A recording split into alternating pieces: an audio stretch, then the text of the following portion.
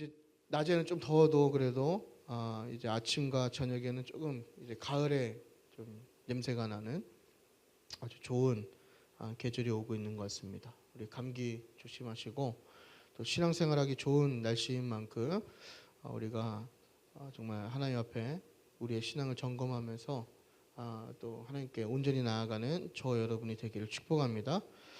우리가 여러분 한 걸음만 이렇게 물러서서 생각해 보면 우리의 모든 삶이 하나님의 은혜로 가득한 것을 우리가 깨달을 수 있습니다. 하나부터 열까지 또 아주 작은 사소한 것부터 뭔가 굉장히 크고 중요한 순간까지 어느 하나 하나님의 은혜가 아닌 것이 없음을 우리가 깨달을 수가 있는데요. 우리가 은혜라고 하면 큰 사건을 통해서 경험하게 되고 또 큰 어떤 순간적인 그렇죠? 특별한 기회를 통해서 은혜를 받는 것을 떠올리고 기억하고 그것을 사모하는 경우도 있지만 그보다 더 중요한 것은 뭐냐면 우리의 삶 자체가 하나님의 은혜임을 믿으셔야 하는 겁니다. 그러니까 우리의 모든 순간순간이 어떻게 보면 매 순간이 하나님의 은혜이다. 이걸 우리가 고백해야 되는 것이죠. 그래서 우리의 삶이 모든 것이 다 하나님의 은혜 아래에 있다라는 것을 우리가 기억하면서 또 매일에 주어지는 그 은혜를 깨닫고 날마다 감사할 수 있는 저와 여러분이 되기를 축복합니다. 그렇다면 오늘 우리가 이 본문을 통해서 우리가 매일의 삶이 은혜 아래에 있다라고 이렇게 고백하면서 말씀을 시작했는데 우리가 어떠한 은혜를 누리고 있는가 함께 나누기를 원합니다. 먼저 첫 번째는 뭐냐면 우리는 거저받은 은혜 아래에 있다라는 것입니다. 거저받은 은혜 아래에 있다. 이게 22장 1절인데요. 다 같이 한번 읽어볼까요? 시작. 이스라엘 자손이 또 길을 떠나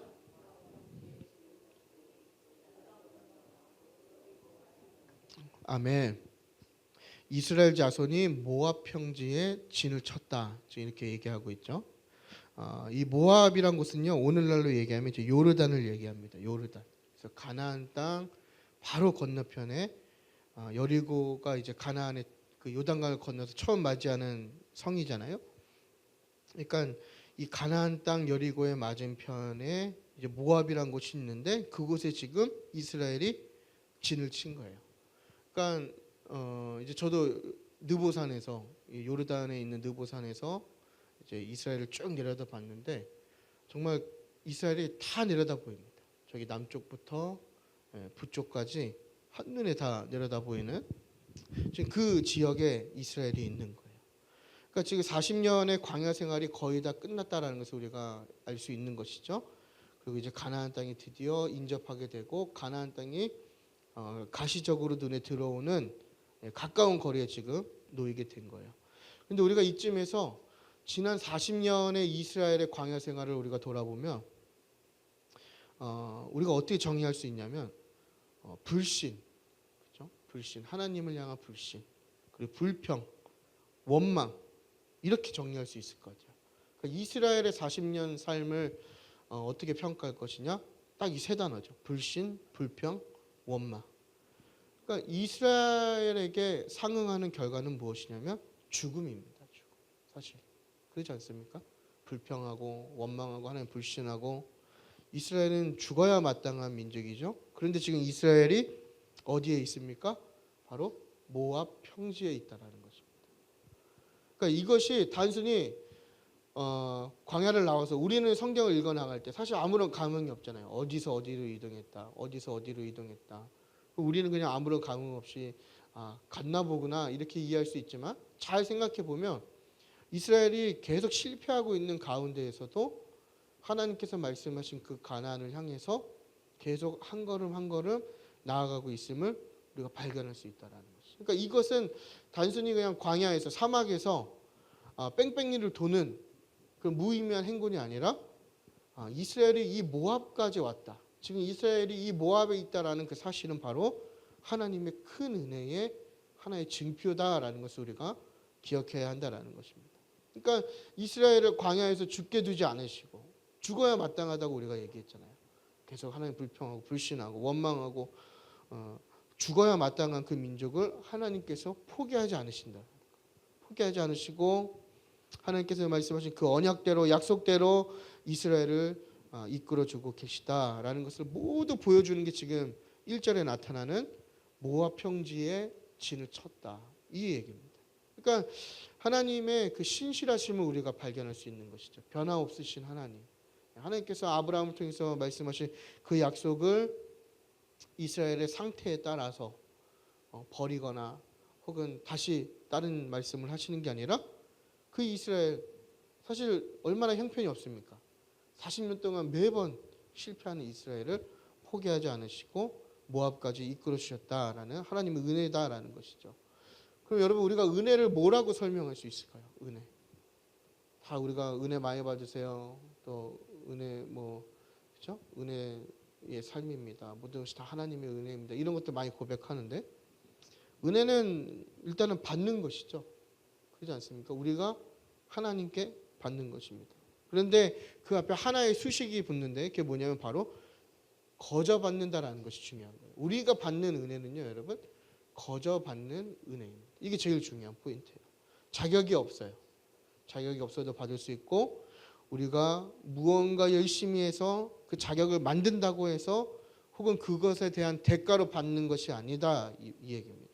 그러니까 거저 받는다라고 하는 것은 말 그대로 자격도 안 되지만 조건도 안 되지만 오히려 더 드려야 되는 입장이지만 그럼에도 불구하고 하나님께서 그의 자녀라는 이유로 그냥 주시는 것이 바로 우리가 받는 은혜의 핵심이다. 본질이에요. 그러니까 여러분들이 뭘 하지 않아도 물론 하면 좋겠지만 그죠? 근데 우리가 무언가 막 하지 않아도 하나님의 자녀라는 이름으로 그냥 주어지는 거예요. 그럼 우리의 삶을 잘 돌아봅시다. 우리가 이 은혜 아래 거하고 있는 것이죠. 우리가 그냥 지금 겸손한 척 하려고 얘기하는 게 아니라 우리 다 그런 고백하잖아요, 여러분. 우리의 존재 자체가 이미 범죄했고 타락했고 우리가 죄인이라고 고백을 해요. 여러분 우리가 죄인이기 때문에 우리는 어떠한 운명에 놓여져 있죠? 죽어야 되는 운명에 있는 거예요. 하지만 지금 우리의 신분이 무엇이 되었습니까? 왕의 자녀로 신분이 우리가 바뀌었어요. 얼마나 이게 놀라운 일이고 얼마나 이게 우리 이성적으로 불가능한 일입니까? 생각해 보십시오. 사형수였고 곧 죽음을 앞둔 우리의 존재가 그냥 죄를 용서받는 걸 넘어서 왕의 자녀가 된 거예요. 하나님의 자녀가 되었다라는 것입니다. 그러니까 여러분 이게 우리의 노력으로 된 것일까요? 여러분들이 어떠한 노력을 했을까요? 제가 어떠한 노력을 해서 이러한 놀라운 은혜를 경험하게 되는 것이죠? 아무것도 하지 않았어요. 마치 불교에서 이야기하는 것처럼 선을 베풀고 또 덕을 많이 쌓아가지고 공덕이라고 하잖아요. 그런 걸 많이 쌓아가지고 된 것입니까? 그게 아니다라는 거예요. 아무런 자격 없는 아무런 이유가 없는 그래서 성경에 뭐라고 되어 있습니까? 이스라엘 택하신 것은 하나님이 그냥 사랑해서 택했다고 되어 있는 거예요. 그러니까 저와 여러분을 하나님 택한 것은 우리의 자격이 되고 우리가 잘나고 우리가 무언가 있기 때문에 드렸기 때문에 하나님이 우리를 택하신 것이 아니라 하나님께서 우리를 그냥 사랑하시기 때문에 우리를 택하신 거예요.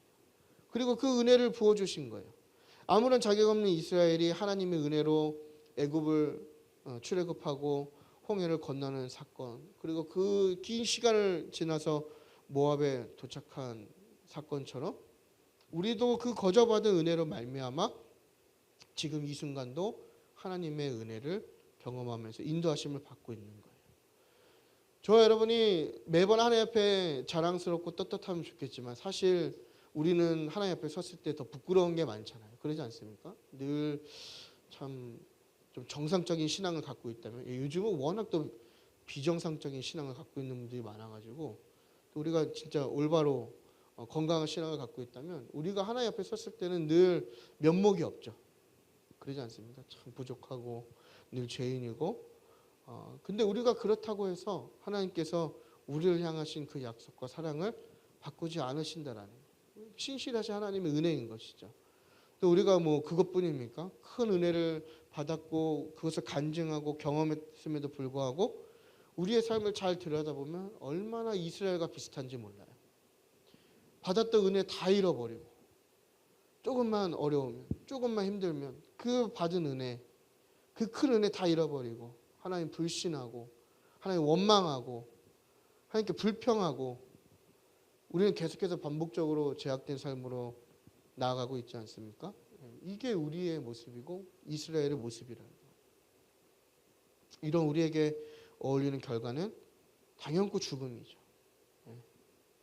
아마 우리가 하는 대로 하나님께서 똑같이 해주신다면 우리는 단 한순간도 살 수 없을 거예요. 우리는 뭐 하나님 앞에 그럴 수 없는 인생이죠. 그럼에도 우리가 여전히 주어진 하루를 또 하나님께 매일 부여받고 또 이렇게 예배를 드릴 수 있고 이렇게 한다라는 것은 그리스도로 인하여 우리가 하나님께 그 은혜를 받아 누리고 있다라는 그 증거입니다. 이게 뭐냐면 여러분들의 삶 자체가 이미 거저받은 그 은혜에 하나님의 주신 사인이다라는 거예요. 내가 살아있고 내가 매일 또 하나님 예배할 수 있고, 그렇죠?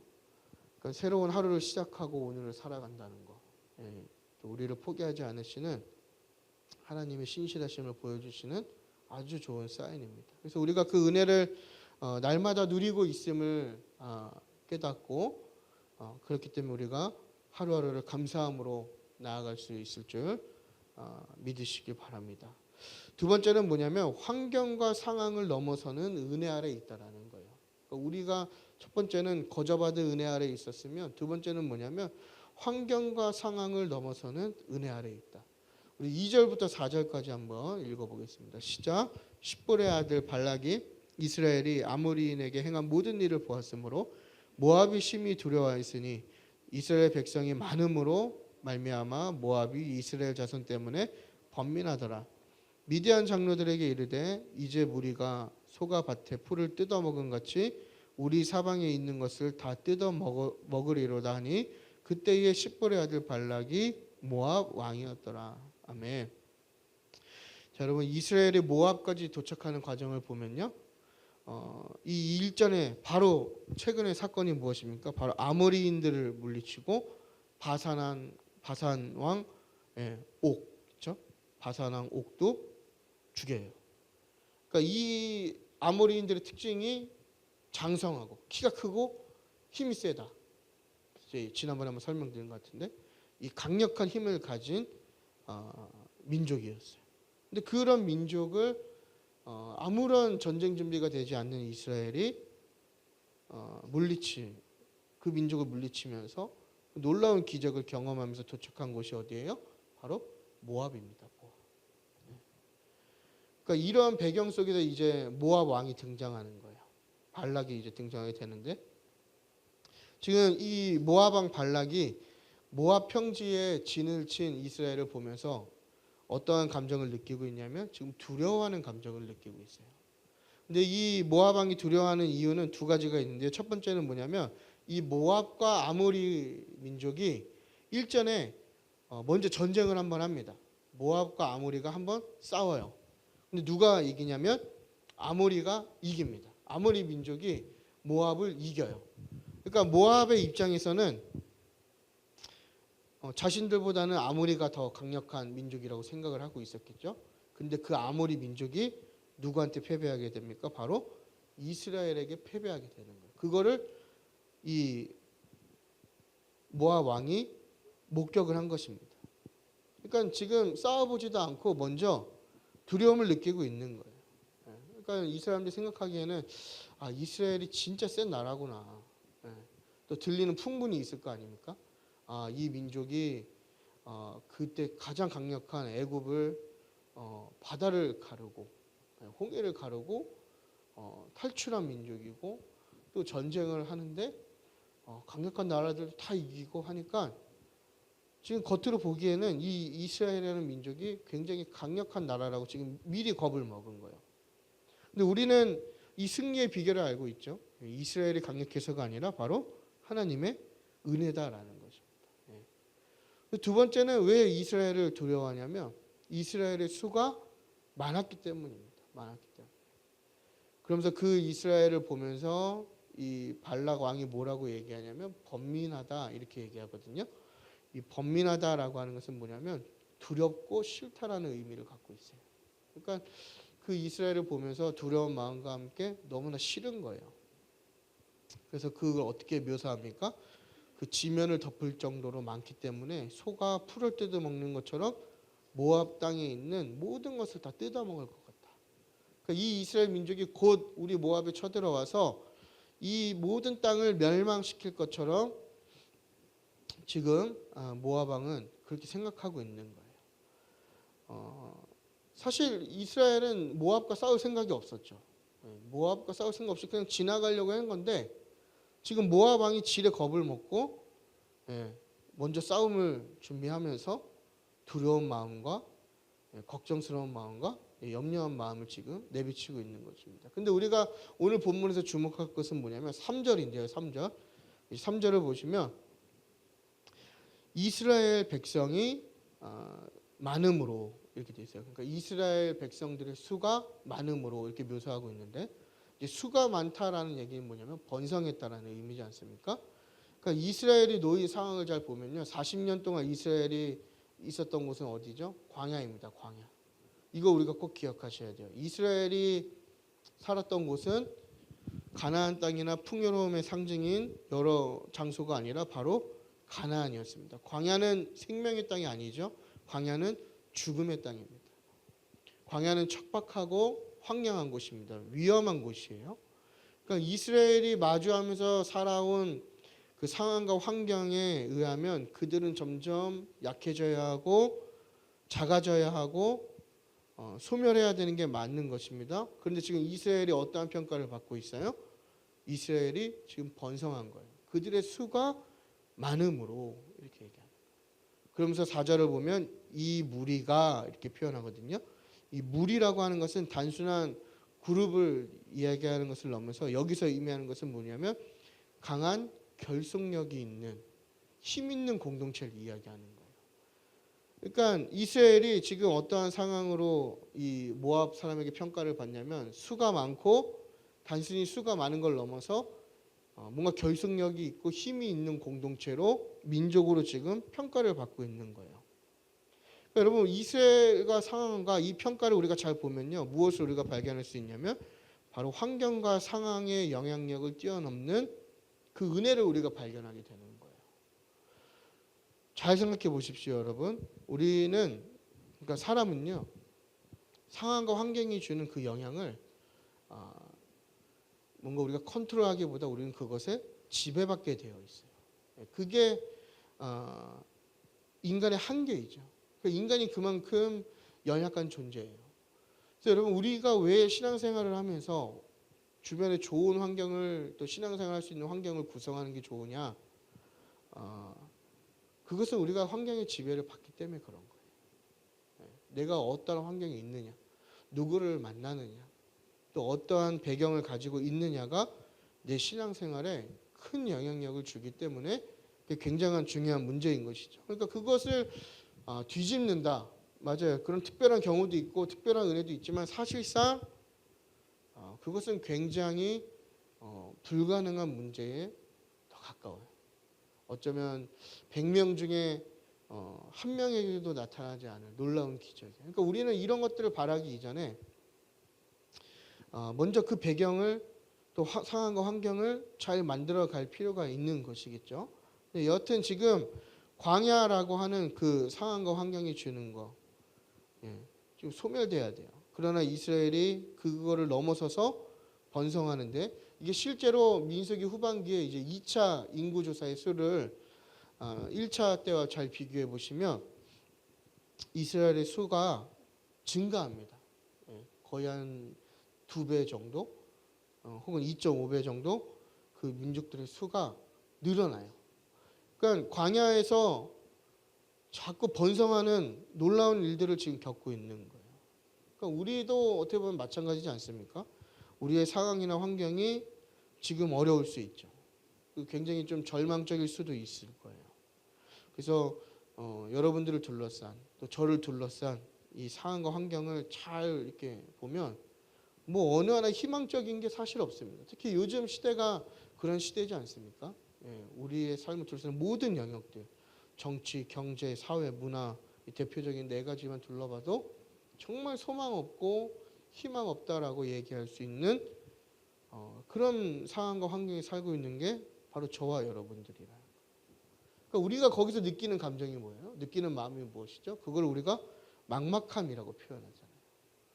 살다 보면 막막함을 경험할 때가 있죠.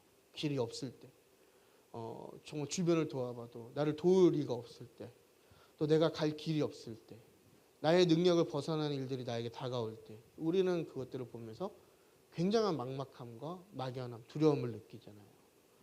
여러분은 어떤 막막함을 갖고 지금 계시는 거예요? 아니면 어떤 광야를 지나고 계시는가요? 우리가 좀 생각해 볼 필요가 있어요. 건강의 막막함. 가장 큰 문제지 않습니까? 내가 아무리 관리를 잘해도 또 병을 얻을 수 있는 것이고, 내가 아무리 조심해도 또 내 생명을 잃을 수 있는 것이고, 이제 제 아내가 그 환경공단 있는 쪽에서 일을 하는데 이제 공무원 한 분이 돌아가셨대요. 근데 왜 돌아가셨는가? 이 굴뚝에서 이제 환경 뭐 이렇게 그 조사하느냐고 굴뚝에 연기 그 이렇게 측정을 하는데 추락해서 돌아가신 게 아니고 그거를 촬영하던 드론이 큰 드론이래요. 엄청 큰 드론인데 그 드론이 이렇게 갑자기 굴뚝에 부딪히면서 떨어지면서 그분을 쳐가지고 돌아가셨대요. 이런 거죠. 정말 우리가 대비할 수 없는, 생각할 수 없는 참 안타까운 일들이 막 벌어지는 거죠. 또 뭐 관계의 뭐 막막함도 있을 수 있고, 또 경제의 막막함, 또 자녀에 대한 어떤 막막함이 있을 수 있고. 저희 어머니도 지금 그래도 장성한 아들인데 둘 다 지금도 전화하시면 계속 걱정하세요. 저한테 차조심을 왜 하라는지 잘 모르겠지만 그죠? 또 우리 자녀를 생각하면 또 그런 막막함이 있고, 또 우리 젊은 친구들 같은 경우는 비전이나 진로에 대해서 얼마나 막막하지 않겠습니까?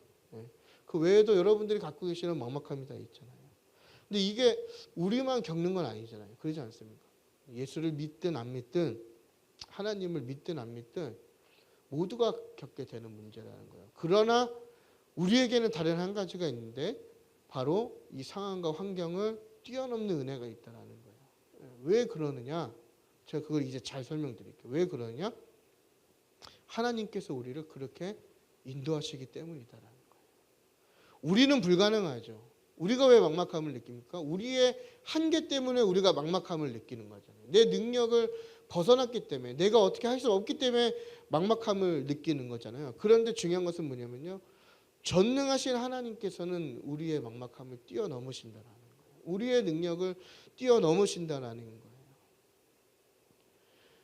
하나님은요, 없는 길을 만드시는 분입니다. 여러분 믿으십니까? 하나님은 길이 없어도 길을 내시는 분이에요. 새로운 길을 만드시는 분이에요. 그게 어떻게 가능합니까? 하나님이 전능하신 분이기 때문에 가능한 것입니다. 그러므로 이 전능하신 하나님께서 우리의 막막한 가운데 개입하시면 우리 인생 가운데 새로운 길을 내시는 거예요. 새로운 방법을 주시는 거예요. 그래서 우리의 상황과 환경을 넘어서 우리가 생각하지 못한 새로운 길이 열리는 은혜가 하나님을 통해서 있게 되는 것입니다. 그러므로 우리는 절망하지 않을 수 있는 것이죠. 그러므로 우리는 낙심하지 않을 수 있는 거예요. 그러니까 여러분, 우리는 현재를 살아가잖아요. 늘 지금에 있기 때문에 지금을 산다는 얘기는 뭐냐면 우리의 시야가 지금에 굉장히 좁게 제한되어 있다라는 것이죠. 좁은 시야를 갖고 있다는 얘기인데, 그래서 우리는 그것들을 가끔 하나님께서 일하시는 거나 하나님께서 주시는 은혜를 인지하지 못하기도 하고 깨닫지 못하고 느끼지 못할 때도 있어요. 하지만 남들이 우리를 볼 때는, 믿지 않는 자들이 우리를 볼 때는 어떻게 평가하냐면요, 광야와 어울리지 않는 삶을 살고 있다고 지금 느끼는 거예요. 나도 막막하고 저 사람도 막막한 것 같은데 뭔가 좀 다른 것 같네. 뭐가 다를까? 저 사람들에게는 하나님이 계시는구나. 그거를 그들이 아는 거예요. 그러니까 모압 왕이 이스라엘을 그렇게 평가했던 것처럼 그들이 우리를 그렇게 평가하는 것입니다. 그러니까 여러분 지금은 우리가 조금 부정적으로 또 어렵게 느낄 수 있어도 돌아보면 이미 내가 그 은혜 속에서 살았구나. 이걸 깨달으실 거예요. 그리고 내가 앞으로 그렇게 살 것이구나. 이것을 깨달으시길 바랍니다. 그래서 우리가 이 은혜의 걸음을 내디딜 때 상황과 환경과 또 우리에게 주어진 여러 가지 문제와 관계없이 믿음으로 나아갈 수 있음을 기억하시면서 흔들리지 않는 믿음으로 하나님께 나아가시길 바랍니다. 마지막으로 보호하심의 은혜 아래 있다라는 거예요. 보호하심의 은혜 아래 있다. 6절 한번 읽어보겠습니다. 6절이요. 시작. 우리보다 강하니 청하건대 와서 나를 위하여 이 백성을 저주하라. 그 복을 받고 저주하는 자는 저주를 받을 줄 내가 알미라.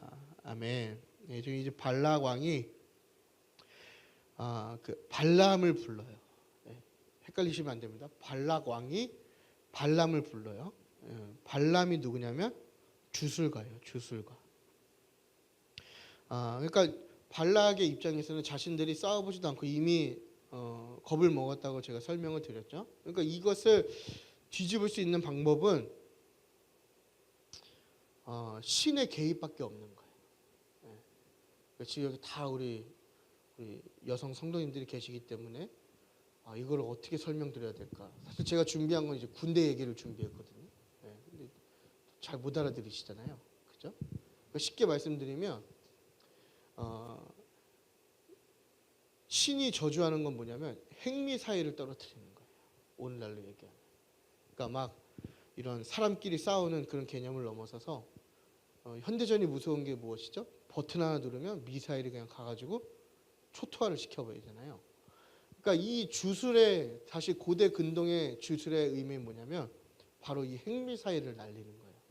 그러니까 내가 지금 전투력으로 보니까 부딪혀서 싸우면 지겠구나 싶은 거죠. 그래서 뭘 선택한 거예요? 이 신의 저주, 다른 신의 저주를 통해서 이스라엘을 지금 이기겠다라는 전략을 세운 거예요. 그래서 누굴 부릅니까? 바로 발람, 복술가, 주술가를 찾게 되는 것이죠. 그래서 이 발락의 발람을 불러서 어떤 계획을 세웁니까? 나를 위해서 이스라엘을 저주해라. 이렇게 얘기하는 거예요. 그러니까 이 저주가요 어디에 사용되었냐면요, 하나님께서 아브라함에게 축복하실 때, 그죠? 너에게 선을 행하는 사람은 복을 주겠고 너를 그렇죠? 대적하는 자에겐 저주하겠다라고 말씀하시잖아요. 그 12장 3절에서 그 저주예요. 그 저주. 같은 단어거든요. 그러니까 이 저주가 단순히 그냥 뭐 어느 정도 가벼운 그런 개념이 아니라 매우 강도 높은 저주를 얘기하는 거예요. 그러니까 발락의 계획은 발람을 불러서 이스라엘 백성을 향해서 아주 강도 높은, 오늘날 얘기하면 입에 담지 못할 온갖 세상의 저주를 다 지금 붓기를 계획하고 있는 것이죠. 그래서 그 저주를 통해서 이스라엘을 막아보겠다. 이게 바로 6절까지의 내용인데, 하지만 성경을 읽어보신 분들은 아실 거예요. 우리가 그 결과를 알고 있는데 발람의 저주가 이루어지지 않죠. 오히려 그 저주가 발람에게 돌아가게 됩니다. 그러니까 이스라엘이 이 발람의 저주로부터 보호를 받게 되는데, 우리가 이러한 특수한 상황을 결국에는 어떻게 설명할 수가 있어요, 여러분? 바로 하나님의 은혜라고밖에 설명할 수가 없는 거예요. 그러니까 우리의 삶을 여러분 잘 설명할 수 있는 하나의 키워드는 뭐냐면요, 은혜밖에 없는 거예요. 우리가 이해할 수 없는 일, 때로는 이해되지 않는 일, 혹은 뭐 체감할 수 있는 일, 모든 것들을 다 연결할 수 있는 하나의 연결고리는 무엇이냐면 바로 은혜라는 것입니다. 그러니까 하나님께서 하나님의 백성을 지키시고 보호하시는 그 은혜를 주셨다라는 거예요. 그러니까 저와 여러분 이미 그 은혜 안에 있는 거예요.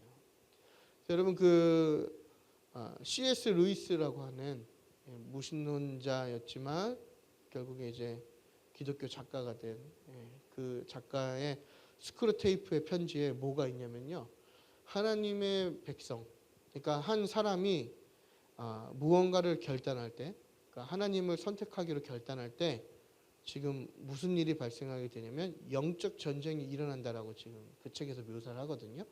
그래서 한 성도가 하나님을 향해서 결단할 때 사탄이 그 사람을 자기 쪽으로 끌어가려고 막 분주하게 움직이기 시작한다라는 거예요.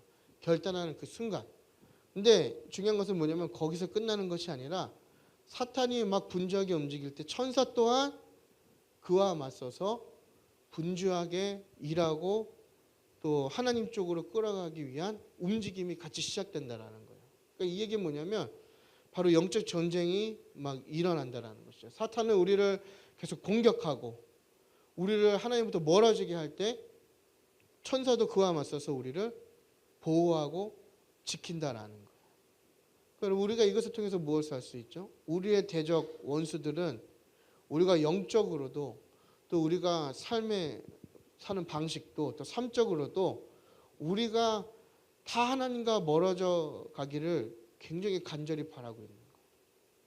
여러분들이 하는 매 순간의 선택이 하나님과 멀어져서 우리가 하나님 앞에 실패하고 또 원수 앞에 패배하고 우리의 신앙이 넘어지기를 또 우리의 삶이 넘어지기를 간절히 바라고 있다라는 거예요. 그래서 우리에게 계속 제시하는 게 무엇입니까? 쉬운 길을 제시하는 거죠.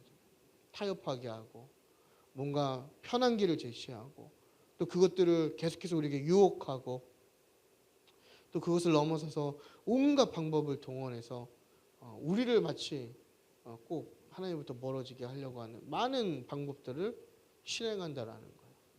그러니까 마치 발람의 저주와 같은 것이죠.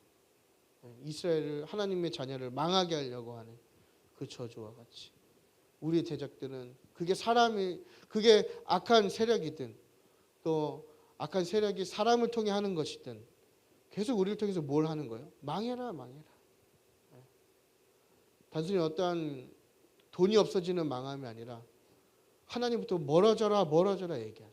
하나님부터 떨어져라. 그러니까 여러분 우리가 잘 생각하셔야 돼요. 내가 하는 지금 선택이 혹은 내가 하는 내가 추구하는 편안함이 정말 하나님으로부터 멀어지는 것이 아닐까. 그러니까 죄악된 삶으로 가라. 계속 유혹하는 것이죠. 그래서 여러분 잘 생각해 보시면요. 죄악된 길은 굉장히 달콤하고 편안합니다. 하나도 힘들지가 않아요. 어떻게 보면 신앙생활도 그런 유혹이 숨어 있어요. 그러니까 우리는 다 교회 안에 있으면 안전하다라는 생각을 갖고 있지만 분명 이 가운데서도 사탄은 하나님의 백성을 넘어뜨리기 위해서 계속 유혹하고 있는 거예요. 편안하게 신앙생활해라. 가볍게 신앙생활해라. 멋있게 신앙생활해라. 젠틀하게 해라. 얼마나 여러분 말은 좋아 보이지만 그것들이 우리의 영혼을 병들게 하고 하나님으로부터 멀어지게 합니다. 계속 얘기하잖아요. 쉬어라. 편하게 해라. 삶이 힘든데 왜 그렇게 열심히 하려고 하느냐. 그냥 왔다 갔다 잘 예배만 참석하면 되지. 하나님은 예배만 드려도 기뻐하셔. 다 유혹하는 거지. 하지만 그것은 원수의 바람일 뿐입니다. 그 유혹에 우리는 넘어가지 않을 수 있습니다. 왜냐하면 하나님의 보호하심의 은혜가 저와 여러분에게 있기 때문입니다. 그래서 오히려 우리를 대적하는 원수들이 실패하게 될 것을 믿음으로 선포하시길 바랍니다. 그래서 우리는 이미 여러분 죄에서 해방되었고 자유합니다. 왜냐하면 우리가 계속해서 이야기하는 보호하시고 지키시는 은혜가 우리에게 이미 있기 때문입니다. 그래서 우리가 이것을 믿음으로 고백하면서 두려움 없이 삶으로 담대하게 나아가기를 축복합니다. 결론입니다. 이제 이스라엘이 모압까지 도착한 것도 또 그들이 점점 강성하여지는 것도 그리고 그 강성한 그들을 향한 대적자들의 저주도 다 있었지만 이 모든 것들로부터 그래도 안전하게 된 것까지 좋은 일이든 나쁜 일이든 어려운 일이든 순탄한 일이든 또 순탄하지 않은 일이든 다 하나님의 은혜다라는 것이죠. 이스라엘은 자격이 없었지만 그 은혜 아래 있었던 거예요. 이 얘기 뭐냐면요. 저와 여러분도 같다라는 겁니다. 이스라엘을 그러니까 왜 그런 제가 이제 학생들 가르칠 때 그 질문을 많이 받았어요. 왜 이스라엘 이야기가 지금 우리와 무슨 상관이 있습니까? 이런 질문을 많이 받았거든요. 구약의 이야기가 이스라엘이 우리의 영적 지표잖아요. 이스라엘 모습이. 그러니까 저와 여러분의 모습인 거예요. 우리가 하루하루 매일 사는 것도 또 그 하루하루의 삶을 살 때 느끼는 막막하고 또 답답한 인생에서도 또 많은 공격을 받는 삶에서도 또 새로운 길이 열리고 또 하나님의 인도하심을 받는 것도 또 우리를 저주하는 많은 대적자들이 있지만 그래도 안전하게 또 우리가 이렇게 보호하심을 받고 신앙생활하고 하나님께 나아가는 것도 우리는 이 모든 과정 좋은 것이든 나쁜 것이든 순탄하든 순탄하지 않든 아까 설명드린 대로 하나의 키워드는 뭐예요?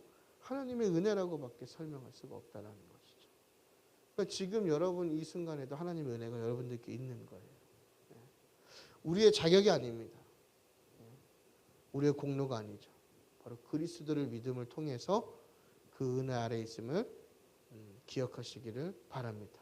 그래서 은혜 아래 있는 자로서 또 하나님을 기쁘시게 하는 복된 삶으로 나아가는 저와 여러분이 되기를 축복합니다.